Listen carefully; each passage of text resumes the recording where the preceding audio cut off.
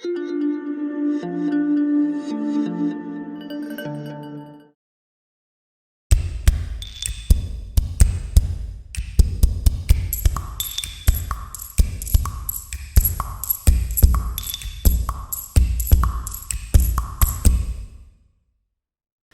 Madame Lemain, et j'espère que vous n'avez pas attendu trop longtemps. Bonjour, non, ça va. Du coup, moi je me présente, je suis la doctoresse Clairet, je travaillais en binôme en fait avec votre doctoresse, et vu que vous avez demandé un rendez-vous en urgence, et elle était complètement prise, que moi j'avais mon premier créneau qui était disponible, c'est pour ça que je vous reçois ce matin. Donc si je vais vous expliquer un peu, c'est comme d'habitude, hein, comme avec votre doctoresse, on a une vingtaine de minutes ensemble, on va parler un peu de ce qui vous arrive, je vais vous examiner, et on pourra parler, il ne faut pas hésiter à me poser des questions, de me demander des choses à côté. Ça va pour vous? D'accord. Du coup, qu'est-ce qui vous amène aujourd'hui? Alors j'ai mal au ventre. D'accord. Et puis, est-ce qu'il y a autre chose dont vous aimeriez me parler? Ouais, il y a aussi quelque chose qui me stresse beaucoup actuellement, c'est que j'ai peur d'être enceinte. Qu'est-ce que ça signifierait pour vous d'être enceinte aujourd'hui? Ben, en fait, ça serait pas vraiment le bon moment parce qu'en fait, j'ai déjà un fils. Et puis avec mon copain actuellement, c'est pas le bon moment pour nous parce qu'on a pas mal de boulot. Et ça jouerait pas en fait d'avoir un enfant actuellement. D'accord. Et il y a eu une prise de risque, quelque chose qui ferait que vous ayez peur d'être enceinte? Ouais, en fait, j'ai oublié ma pilule. D'accord. D'accord, écoutez, je comprends très bien. Je vais bien sûr garder ça en tête. On va aller regarder ce qui se passe au niveau de votre douleur au ventre. Et puis, bien évidemment, on reviendra dessus s'il y a même des investigations à faire. Ça va pour vous? Merci beaucoup, oui, volontiers. Ok. Si vous pouvez m'en dire un petit peu plus en fait par rapport à cette douleur au ventre? Alors, je suis pas quelqu'un de douillette, hein, donc c'est rare que je vienne chez le médecin. Mais là, j'ai vraiment eu mal et ça m'a inquiétée. Je me suis dit qu'il fallait que je vienne voir ce qui se passait. D'accord, ouais, je vois que vous êtes quand même pas mal inconfortable. Donc on va voir de plus près ensemble cette douleur et on va tout faire pour vous soulager. Est-ce que vous arriveriez à me montrer où est-ce qu'elle est cette douleur, où est-ce qu'elle se situe? Alors, c'est comme ça par là. D'accord.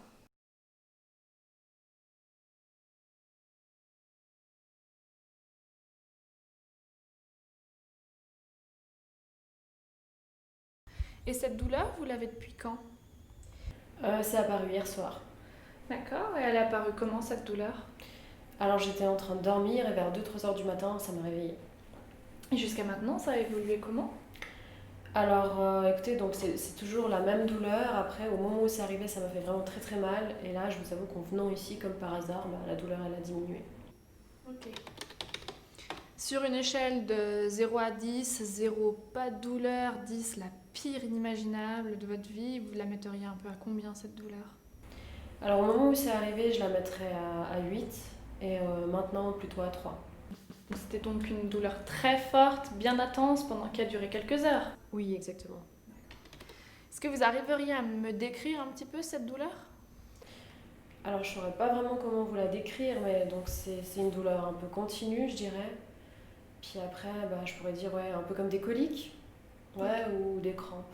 D'accord, ok. Et puis est-ce que cette douleur, elle bouge ou est-ce qu'elle est vraiment localisée ici? Est-ce que vous avez l'impression qu'elle reste là ou est-ce que elle va se déplacer puis vous avez mal ailleurs? Non, alors elle reste vraiment ici en fait, où je vous ai montré. D'accord. Et est-ce qu'il y avait quelque chose qui pouvait soulager la douleur? Alors j'ai essayé de prendre un dafalgan, mais ça m'a rien fait. Ok. Par exemple, est-ce qu'il y avait une position dans laquelle vous étiez plus à l'aise? Non. Et au contraire, est-ce que vous aviez quelque chose qui allait aggraver la douleur? Est-ce que vous avez remarqué qu'il y avait n'importe quoi qui pouvait l'aggraver? Non plus. Et vous, est-ce que vous avez une idée un peu sur ce qui aurait pu déclencher la douleur? Alors je me suis posé la question, je me suis demandé si c'était pas une intoxication alimentaire, parce qu'en fait on est allé manger chez des amis avec mon copain, sauf que lui il a rien du tout, et mes amis non plus. Du coup ça m'étonnerait que ce soit ça, mais du coup je vois pas ce que ça pourrait être. D'accord. Est-ce que c'est la toute première fois que vous avez mal comme ça? Alors ce type de douleur, oui. Après ça m'est déjà arrivé d'avoir mal au ventre durant ma grossesse. Est-ce que vous avez pris votre température? Alors non, maintenant que vous le dites, je l'ai pas pris, mais par contre j'ai remarqué que j'avais des frissons et que j'avais un peu ces sensations passage chaud-froid. ce matin. Ok. D'accord. Est-ce que vous avez une variation de votre poids ces derniers temps? Non, Et est-ce qu'il y a quelqu'un dans votre entourage, à la maison, qui est malade en ce moment? non plus. Est-ce que vous avez voyagé récemment?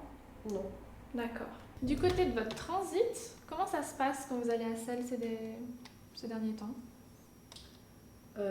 Comme d'habitude, j'ai rien remarqué d'alarmant.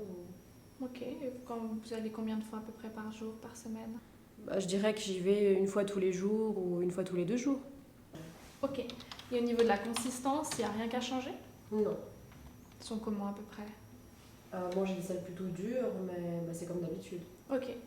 Et au niveau de la couleur? Elles sont brunes.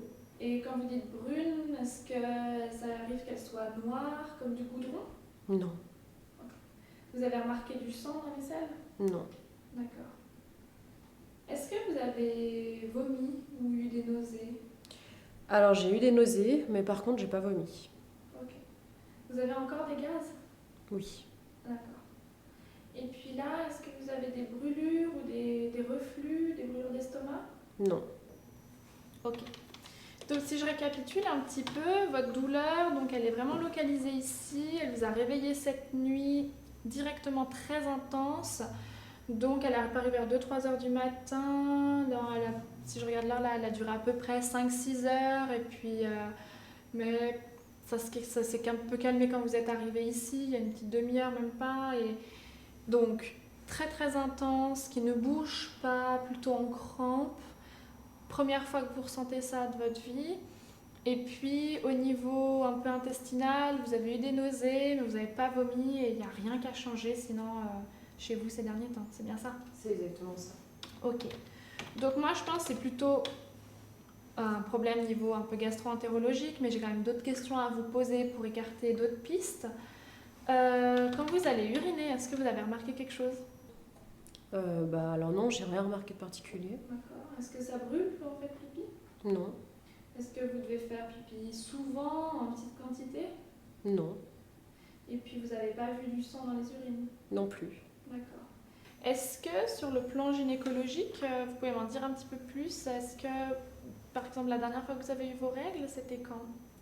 C'était il y a 30 jours, je dirais. D'accord. Et d'habitude, vos cycles ils sont réguliers ou... Alors je prends la pilule, donc oui, et je dirais que c'est entre 27-30 jours. D'accord. Et quand vous avez vos règles, est-ce que c'est des cycles qui sont plutôt abondants, douloureux ou pas du tout? Alors c'est vrai que j'ai des règles abondantes et elles sont aussi assez douloureuses. D'accord. Est-ce que vous êtes connu pour de l'endométriose? Non. Est-ce qu'on vous a déjà diagnostiqué des kystes aux ovaires? Non, jamais. D'accord. Est-ce que là, au niveau du vagin, vous avez des douleurs ou des démangeaisons vaginales, des pertes inhabituelles? Non.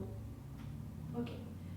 Et vos rapports sexuels, ils sont protégés? Alors vu que je prends la pilule, non. Mais en fait ce qu'on a fait, c'est qu'on a fait les tests d'abord. Et puis comme on n'avait rien les deux, après je suis passée à la pilule. Ok. Tout à l'heure, vous me parliez donc de votre pilule et du fait que vous aviez un peu oublié de la prendre. Est-ce que vous pouvez m'en dire un peu plus? Ouais, alors c'est vrai qu'en fait je suis assez tête en l'air et puis je suis pas mal stressée au boulot ces derniers temps, donc ça aide pas non plus. Et malgré que je mette quand même l'alarme tous les jours, ça m'arrive d'oublier. À quel moment de votre cycle vous aviez oublié votre pilule, là, c'est la dernière fois? C'était au 12e jour. D'accord. Et à ce moment-là, vous avez eu un rapport sexuel? Oui, justement, et c'est ça qui m'inquiète. D'accord. Et vous n'aviez pas rattrapé la pilule que vous aviez oubliée? Non, parce qu'en fait j'ai remarqué ça seulement le lendemain et je m'étais dit que ça valait plus la peine de la prendre. D'accord. Donc je comprends votre inquiétude par rapport à ça. Puis si vous voulez, moi ce que je peux vous proposer ici, c'est que tout à l'heure je pourrais vous donner un test de grossesse urinaire à faire, comme ça pour écarter vos craintes. Et puis moi je serai là pour vous encadrer selon le résultat. Merci, ça me soulagerait beaucoup. Avec plaisir. Si je reviens un peu à mes questions, est-ce que vous prenez d'autres médicaments que la pilule? Alors non, j'ai juste pris le Dafalgan hier, mais non, normalement je prends pas d'autres médicaments. D'accord. Vous n'avez pas pris ces derniers temps un médicament type ibuprofène ou diclofénac? Non. D'accord. Est-ce que vous êtes connu ou traité pour des maladies? Non. Donc pas d'hypertension artérielle, pas de diabète, pas de cholestérol. Non, aucune de ces maladies. D'accord. Puis vous n'avez pas de maladie digestive non plus. Non. Ok. Vous avez déjà été hospitalisé ou alors eu une opération? Alors, j'ai eu une intervention on m'a retiré mes dents de sagesse, mais sinon c'est tout. Ok. Vous n'avez pas eu d'opération au niveau abdominal? Non. Par exemple, quand vous avez accouché, vous n'avez pas accouché par césarienne? J'ai accouché par voie basse. D'accord. Est-ce que vous avez des allergies un peu alimentaires ou médicamenteuses? Non, pas ce que je sache. Est-ce que vous fumez? Oui, je fume. Vous fumez à peu près combien depuis combien de temps? Je dirais 5 cigarettes environ par jour, depuis maintenant une dizaine d'années. Et est-ce que vous buvez de l'alcool? Oui, ça m'arrive aussi. Et pareil, est-ce que vous buvez combien de verres quand vous en buvez? Et puis tous les combien? Je bois pas beaucoup, disons, je bois plutôt en week-end et quand je bois, c'est 2 verres. Ok. Est-ce que vous prenez des drogues? Alors non, ça j'ai jamais pris. D'accord. Et sinon, est-ce que vous pratiquez une activité physique? Alors oui, je vais courir tous les matins avant d'aller au travail. D'accord. Et puis après, est-ce que vous êtes... Comment vous vous sentez ces derniers temps? Est-ce que vous êtes particulièrement stressé ou pas? Là, c'est vrai que ces derniers temps, je suis assez stressée au travail. Stress avec votre travail, vous faites quoi? En fait, je suis avocate, je suis spécialisée en droit de famille. Et là, j'ai des gros divorces, des gros dossiers à préparer. Et du coup, c'est vrai que ça me stresse beaucoup parce que ça me laisse pas beaucoup de temps. Et... Ouais, je comprends. Puis surtout, si j'ai compris que si vous avez un enfant en bas âge à la maison et que votre conjoint, il a aussi un emploi du temps assez chargé, ça doit être un peu difficile. Bah écoutez, oui, on essaie quand même avec mon copain de consacrer quelques heures pour notre fils. Et donc, on arrive quand même à trouver du temps le week-end ou même en semaine. C'est quelque chose d'important pour nous et on essaye de trouver du temps pour ça. C'est très bien, c'est très bien. Il faut penser à ça, faut pas oublier. Bien évidemment, il y a le travail. Puis si vous avez des projets assez difficiles, je comprends que ce soit une période un peu chargée, mais il faut penser à voilà, la vie de famille, c'est très important. Puis vous, votre santé, que vous n'ayez pas des problèmes par la suite par rapport à ça. Ouais, vous avez raison. Si je reviens à mes questions, est-ce qu'il y a des maladies particulières ou des maladies dans votre famille? Non, alors j'ai mon papa qui a de l'hypertension, mais c'est tout. D'accord.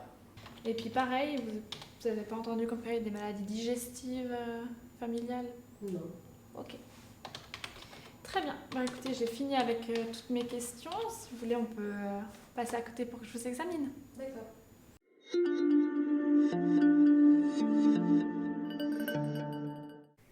Dans cette partie, nous allons prendre le temps ensemble, quelques minutes, pour analyser l'anamnèse que nous venons de suivre précédemment.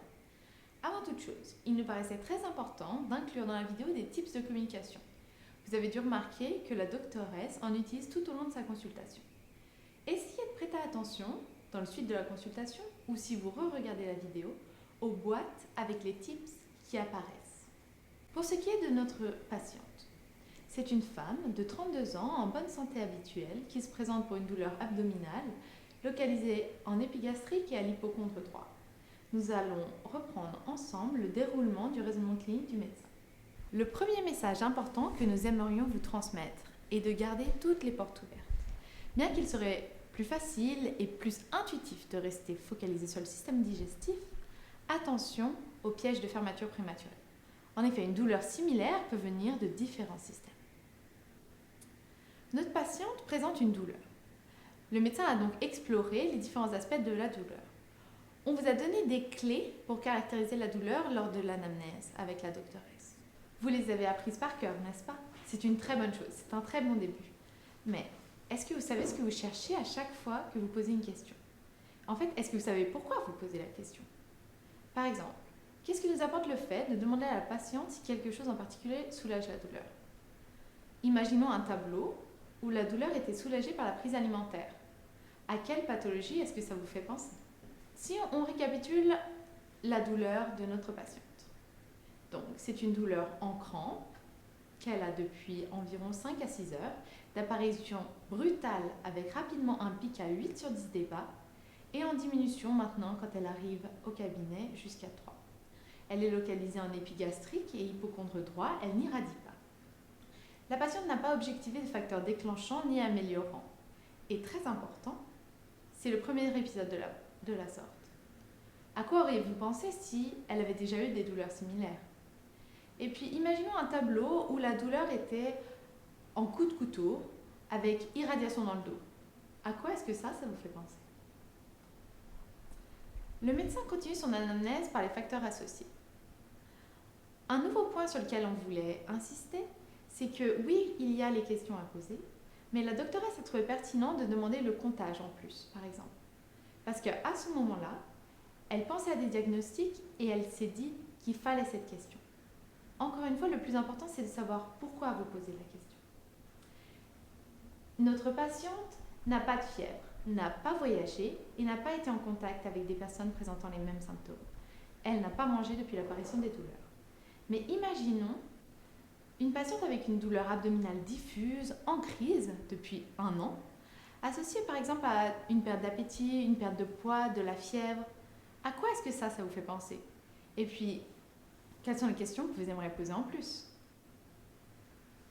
Logiquement, par la suite, la doctoresse s'intéresse au système digestif. Elle pose, encore une fois, toutes les questions. Notre patiente présente des nausées, pas de vomissements depuis ce matin. Les selles sont sans particularité en fréquence, consistance et couleur. Elle n'a pas de méléna, pas de rectorragie, mais présente des gaz. Elle n'a pas de sensation de brûlure d'estomac ou de reflux. Imaginons un tableau où la patiente n'ait pas eu de selles depuis 4 jours. À quoi est-ce que vous pensez en premier, comme ça, rapidement? Cette fois-ci, notre patiente n'a pas eu ni de gaz ni de sel depuis 3 jours. À quoi pensez-vous? Et puis, qu'est-ce que ça change dans votre prise en charge? Toutes les informations recueillies nous aiguillent dans les diagnostics différentiels. À ce stade de l'anamnèse, la cause pourrait-elle venir d'un autre système que celle du système digestif? En effet, l'anamnèse continue avec l'investigation de la sphère urologique. Notre patiente ne présente pas de symptômes urinaires, pas de pollacurie, pas d'algurie et pas d'hématurie. Mais imaginons un tableau tout à fait similaire où la patiente ait une algurie et une pollacurie. À quoi pensez-vous? Maintenant, dans le cas de notre patiente, est-ce qu'il y a d'autres choses que vous aimeriez éliminer? C'est une question assez rhétorique et assez simple, bien évidemment. L'anamnèse continue avec des questions sur le système gynécologique. Notre patiente a un cycle régulier, la date des dernières règles est il y a à peu près 30 jours. Elle n'est pas connue ni pour de l'endométriose, ni pour des kystes. Et ça, c'est une question importante à poser, au vu de la douleur aiguë. Elle ne présente pas de symptômes d'infection gynécologique, mais nous n'éliminons pas la probabilité que notre patiente soit enceinte. À quel diagnostic aurions-nous pu penser si notre patiente avait des rapports sexuels à risque? Bon, c'est une question qui est peut-être un petit peu difficile pour les 2e années de médecine. On le garde en savoir plus. À ce stade, nous avons un petit peu fait le tour des systèmes que nous suspectons au vu de la douleur et du contexte. La doctoresse demande à la patiente des questions autour du MoMA qu'on a tous appris. La patiente ne prend pas de médicaments, n'a pas été opérée ni hospitalisée et n'est pas connue pour des maladies. Mais imaginons un tableau où la patiente était, par exemple, opérée de l'appendicite. Ça nous facilite la tâche. On enlève directement le diagnostic. Mais ça ouvre d'autres diagnostics puisqu'elle a eu une opération au niveau digestif. La doctoresse poursuit ensuite par les habitudes.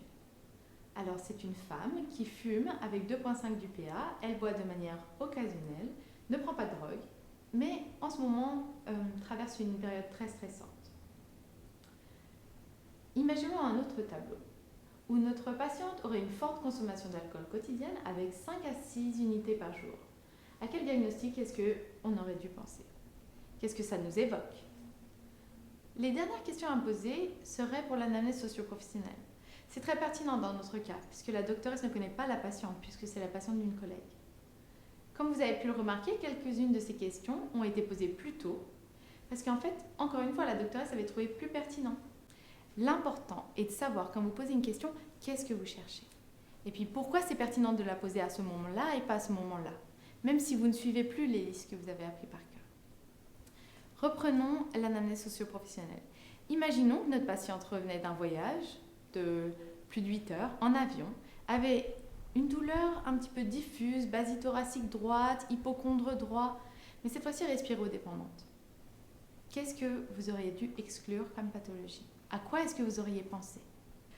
Pour reprendre l'anamnèse dans son intégralité et faire un dernier récap de cette première explication, Nous avons une patiente de 32 ans, en bonne santé habituelle, qui se présente pour une douleur abdominale localisée en épigastrique et hypocondre 3 depuis après 5 à 6 heures.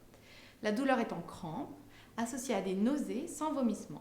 Elle ne présente pas de troubles du transit ni de troubles urinaires. Et sur le plan gynécologique, elle ne présente pas de signe d'infection, mais on note un risque de grossesse. Elle n'a pas de fièvre, n'a pas de contagion ni de voyage. Elle n'a jamais été hospitalisée ni opérée. Et très important, c'est le premier épisode de la sorte.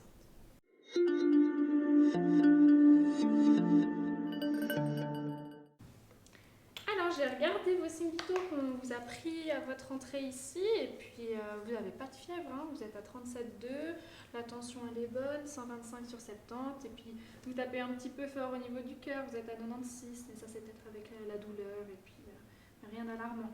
D'accord. Alors, je vais regarder d'abord au niveau de vos yeux, est-ce que vous pouvez lever les yeux vers le haut? Ok, vous pouvez me donner vos mains.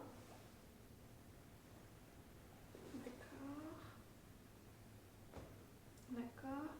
Alors, je vois pas de cicatrice, je vois pas de lésion de grattage. Est-ce qu'il y a des endroits dans votre corps, des fois, où vous grattez, où il y a une petite lésion? Non. Non, rien du tout. Alors, je vais vous ausculter.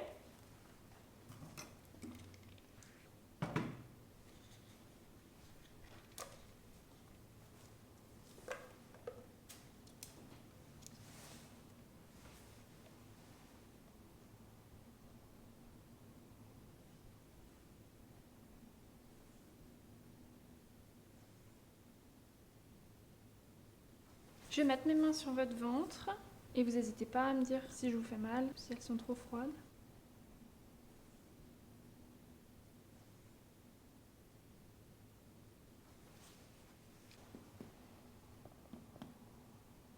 Ouais, là c'est désagréable. Ok.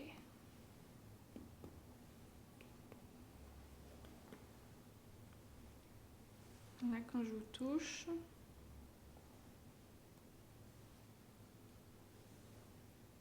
Ça va? Ouais, là ça me fait un petit peu mal. C'est là, hein? Mhm. Ok. Je vais aller un petit peu plus profond.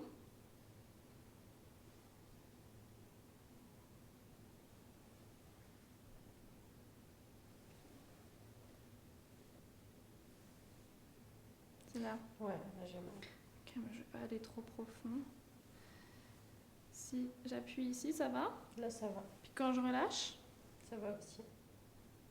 et là, Ça fait pas mal. ok. Vous pouvez lever votre jambe contre ma force? Ça vous fait mal au ventre? Non. Non. Ok. Là, je vais mettre mes mains ici, puis je vais vous demander de prendre une grande, donc expirer, puis prendre une grande inspiration. Et vous me dites si ça vous fait mal, allez-y, expirez. Et grande inspiration. Ok, donc là, ça vous fait vraiment mal. Ça m'a fait mal. D'accord, j'arrête.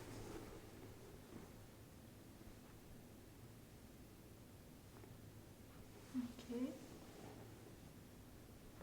Ça vous fait un petit peu mal, hein? Ça va, C'est pas trop forcé. Puis cette fois-ci, prenez une grande expiration. D'accord.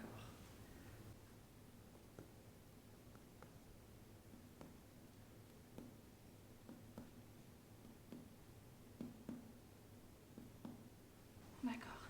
Est-ce que je peux vous demander de mettre vos deux jambes ici, de vous relever? Ok. Est-ce que ça vous fait mal? Non. Ok.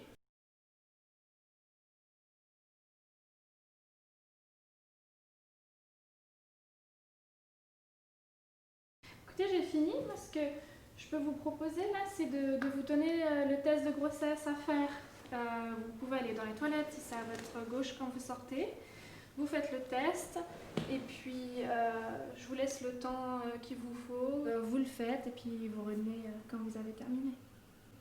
Ça vous va? Ouais, d'accord. À tout à l'heure. À tout à l'heure.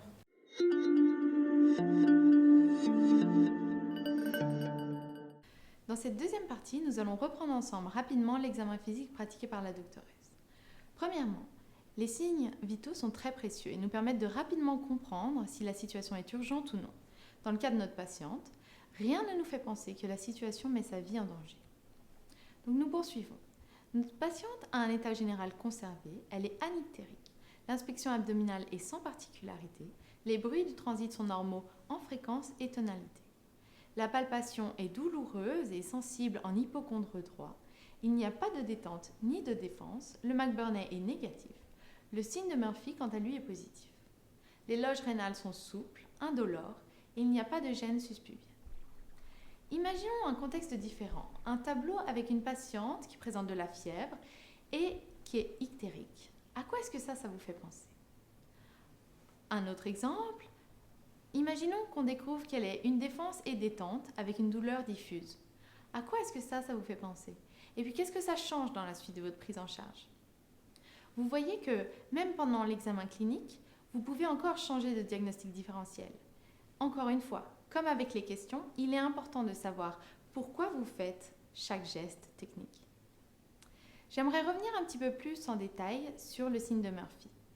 En effet, il est souvent mal réalisé ou surtout moyennement interprété par les étudiants. Donc lorsqu'il est positif, une douleur est provoquée lors de l'inspiration forcée par la palpation sous-costale de l'aire vésiculaire. La douleur est tout simplement due au frottement de la vésicule inflammée sous les doigts. S'il est positif, il parle pour un diagnostic de cholécystite.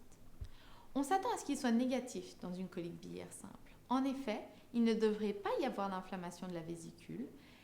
De plus, souvent, les patients se présentent chez leur médecin traitant après la crise, donc après les 6 heures. Revenons à notre cas. Avec l'anamnèse et l'examen physique, la doctoresse considère moins probables les origines urologiques, gynécologiques et musculosquelettiques des plaintes de la patiente. Elle a aussi mis de côté les origines cardiaques et respiratoires du fait que la patiente n'a pas de plainte respiratoire, que la douleur n'est pas respirodépendante et que cette dernière n'a peu ou pas de facteurs de risque cardiovasculaire.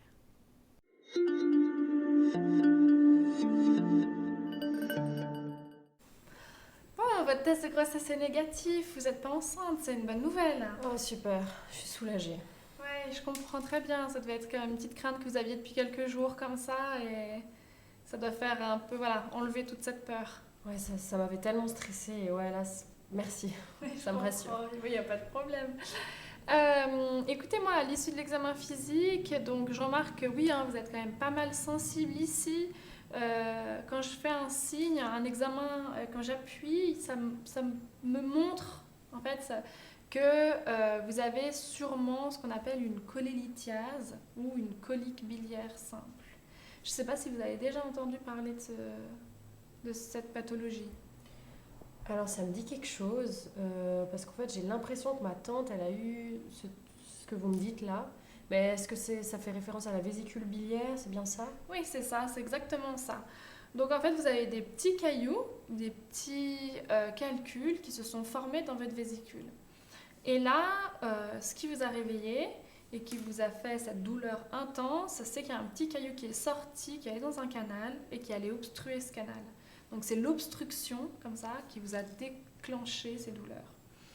Ce qui fait qu'au bout de peut-être quelques heures, maintenant ça va mieux, c'est que le caillou est retombé dans la vésicule. Donc il n'obstrue plus.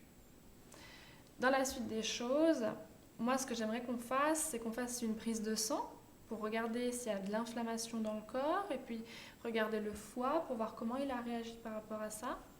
Et donc faire une échographie aussi pour aller voir la vésicule, pour aller confirmer ce diagnostic.